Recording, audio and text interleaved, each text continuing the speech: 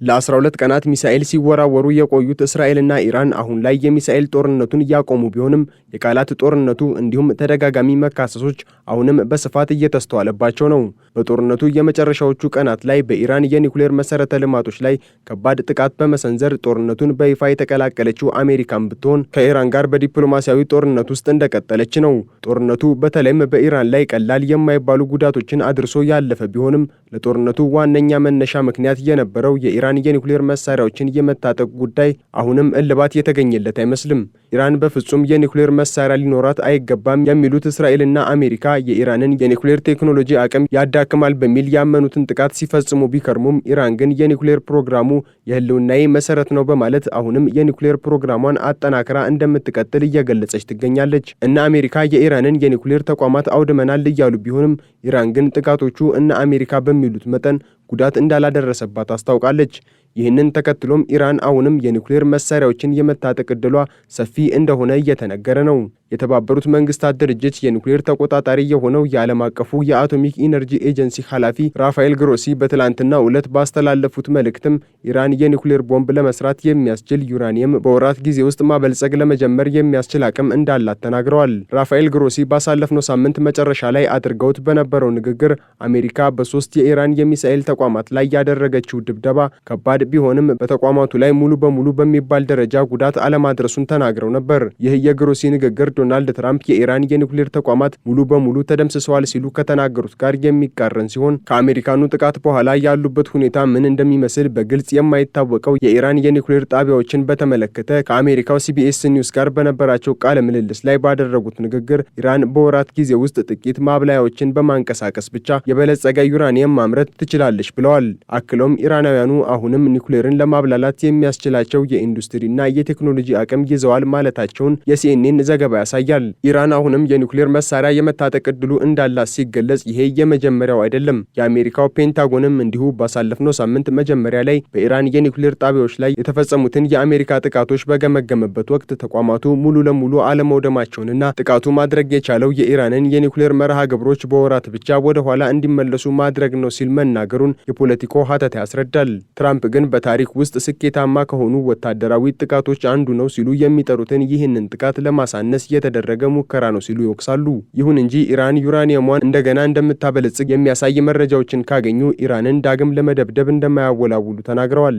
ለዚህም የትራምፕ አስተያየት ምላሽ የሰጠችው ኢራንም የአሜሪካው ፕሬዝዳንት ዶናልድ ትራምፕ በኢራን መሪዎች ላይ የሚያስተላልፉትን አሉታዊ መልእክት እንዲያቆሙ አስጠንቅቃለች። ፕሬዝዳንት ትራምፕ በማህበራዊ ትስስር ገጻቸው የሚያሰፍሩት መልእክት ክብረ ነክ አገላለጽ የተሞላበት ነው ሲሉ የኢራን የውጭ ጉዳይ ሚኒስትር አባስ አራቺ ተናግረዋል ሲል መህር ኒውስ ዘግቧል። ፕሬዝዳንቱ በተለይም የኢራን መንፈሳዊ መሪ አያቶላህ አሊ ካሚኒን በተመለከተ የሚያስተላልፉትን መልእክት ጠብ አጫሪ ነው ሲሉ ነው የገለጹት። የፕሬዝዳንት ትራምፕ የማህበራዊ ሚዲያ አጠቃቀም ተገቢነት የጎደለው ነው ያሉት የውጭ ጉዳይ ሚኒስትሩ የቋንቋ አጠቃቀማቸውን ሊያሻሽሉ ይገባል ሲሉም ወርፈዋቸዋል። ጥቃቶቹን በተመለከተ እንደ አሜሪካ ሁሉ ከኢራን ወገንም እየወጡ ያሉ መረጃዎች እርስ በርሳቸው የሚጣረሱ ሆነዋል። የኢራኑ ጠቅላይ መሪ አያቶላህ አሊ ካሚኒ ባሳለፍነው ሳምንት አድርገውት በነበረው ንግግር የአሜሪካ ጥቃት በኢራን የኒውክሌር መሰረተ ልማቶች ላይ የፈየደው ነገር የለም ቢሉም የውጭ ጉዳይ ሚኒስትራቸው አባስ አራቺ ግን ከመጠን በላይ የሆነ ከባድ ጉዳት መድረሱን ተናግረዋል። የኢራን ፓርላማ ቀድሞውንም ከኢራን ጋር የሻከረ የሚባል ግንኙነት እንደነበረው ከሚነገርለት የተባበሩት መንግስታት ድርጅት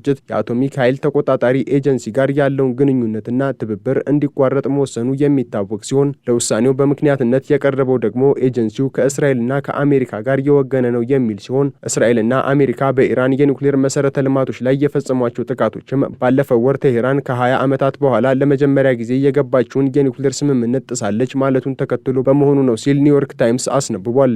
ኢራን ከመንግስታቱ ድርጅት የአቶሚክ ኃይል ተቆጣጣሪ ጋር ለመስራት ፈቃደኛ እንዳልሆነች በፓርላማ ጭምር ውሳኔ ያሳለፈች ቢሆንም የኤጀንሲው ዋና ኃላፊ የሆኑት ግሮሲ ግን አሁንም ከቴህራን ጋር መደራደር እንደሚቻል ተስፋ አደርጋለሁ ማለታቸው ተሰምቷል። ከኢራን ጋር ቁጭ ብዬ መነጋገር አለብኝ የሚሉት ግሮሲ ባለፉት ቀናቶች የነበሩት ወታደራዊ ጥቃቶች ብቻቸውን ዘላቂ መፍትሄ እንደማያመጡ በመግለጽ ዲፕሎማሲያዊ መፍትሄ ያስፈልጋል ባይ ናቸው።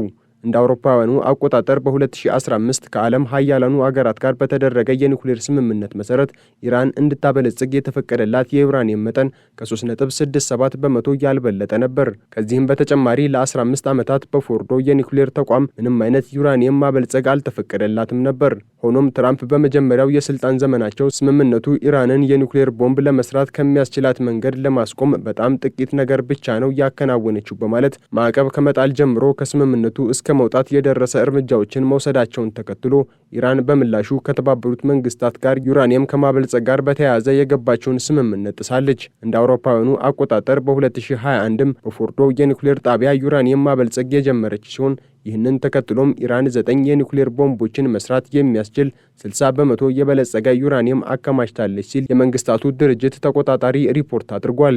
ይሄ ኢራን አላት የሚባለው የበለጸገ የዩራኒየም ክምችት ምናልባትም በእስራኤልና በአሜሪካ የቦምብ ጥቃት ከጥቅም ውጪ እንዲሆኑ ተደርገዋል ቢባልም ኢራን በከፍተኛ ደረጃ የበለጸገውን የዩራኒየም ክምችት ከጥቃቶቹ አስቀድማ ወደ ሌላ ሚስጥራዊ ቦታ እንዳዛወረችው ተናግራለች።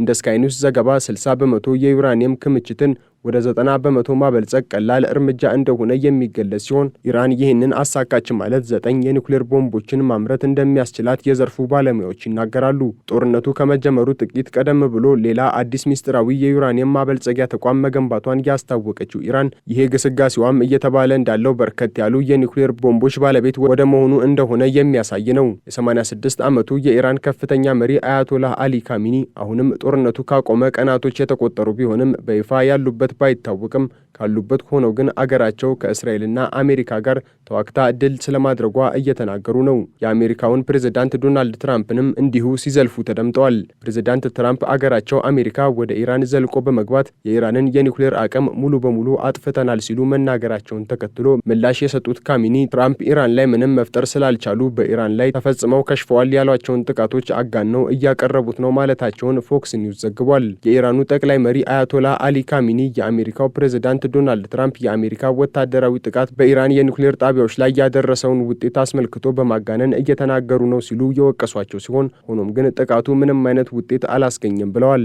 አያቶላህ በይፋዊ የኤክስ ትስስር ገጻቸው ባስተላለፉት መልእክት የአሜሪካው ፕሬዝዳንት ባልተለመደ መልኩ በተለይ ኢራን ላይ ያደረሱትን ጥቃት ማጋነናቸውን ገልጸዋል። አክለውም በኢራን ላይ ምንም ማድረግ አልቻሉምና ነገሮችን በማጋነን እውነቱን ለመደበቅ እየጣሩ ይገኛሉ ሲሉም ወርፈዋቸዋል። ይሁን እንጂ ኢራን በቂ የሚባል የአየር መከላከያ ስርዓት እንደሌላት የሚናገሩት ዶናልድ ትራምፕ በበኩላቸው የተባበሩት መንግስታት ድርጅት የአቶሚክ ኃይል ተቆጣጣሪ ኤጀንሲ እንዲሁም ፔንታገን እየገለጹት እንዳለው ኢራን አሁንም የኒውክሌር መሳሪያ የመታጠቅ እንዲሁም የዩራኒየም አቅሟን ከተፈቀደው በላይ ማሳደግ የምትችልበት እድል አለ ተብሎ መነገሩ ስሜት የማይሰጥ እንደሆነ ከሲቢኤስ ጋር ባደረጉት ቃለ ምልልስ ላይ አስረግጠው ተናግረዋል። ኢራን ከዚህ ሁሉ ማስፈራሪያዎች አልፋ የበለጸገ የዩራኒየም አቅሟን ከፍ የምታደርግ ከሆነ ግን አሁን ላይ በአሜሪካ አሸማጋይነት የተደረገው የተኩስ አቁም ተጥሶ አሜሪካና እስራኤል በኢራን ላይ ከባድ ጥቃት ወደ መፈጸሙ እንዲመለሱ ሊያደርጋቸው እንደሚችል የፖለቲኮ ሀተታ ያስረዳል።